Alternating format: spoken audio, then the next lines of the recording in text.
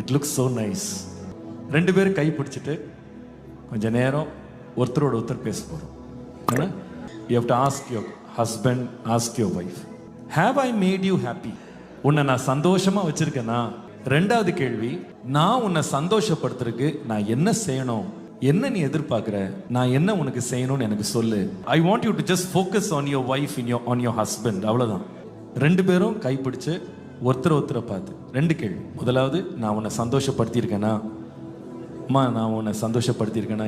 நான் உங்களை சந்தோஷப்படுத்தியிருக்கேனான்னு கேள்வி. ரெண்டாவது, உங்களை நான் சந்தோஷப்படுத்துறதுக்கு நான் என்ன செய்யணும்? பாருங்க, சும்மா நான் விளையாட்டுக்கு சொல்ல, சிரிப்புக்கு சொல்ல, உண்மையாகவே இன்றைக்கு ரொம்ப இது தேவை.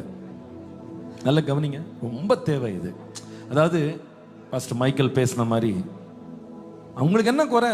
நான் வாங்கி போட்டேன், அதை கொடுத்துட்டேன், இதை கொடுத்துட்டேன். ஆனால் நிறைய பேருக்கு நிறைய காயங்கள் இருக்கு. அவங்க நிறைய லிஸ்ட் பண்ணாங்க இல்லையா? உங்கள் ஒய்ஃபுக்கு என்ன வேணும்னு தெரியாமலே நீங்கள் நீங்களா ஒரு லிஸ்ட்டை போட்டு அதை நீ எடுத்துக்கோ அப்படின்ற மாதிரி இல்லை. What do you want me to do for you? உனக்கு நான் என்ன செய்யணும்னு எதிர்பார்க்குறேன். ஸோ அதை எல்லாருமே ஒரு 2 to 3 minutes ஒருத்தரோட ஒருத்தர் நல்ல மனம் விட்டு பேசுங்க. பேசிட்டு அதுக்கப்புறமா எல்லாம் அவங்க மனசை விட்டு பேசினதுக்கு அப்புறமா ரெண்டு பேரும் ஒருத்தர் ப்ராமிஸ் பண்ணுங்க, you know what, I'm gonna try to make you happy.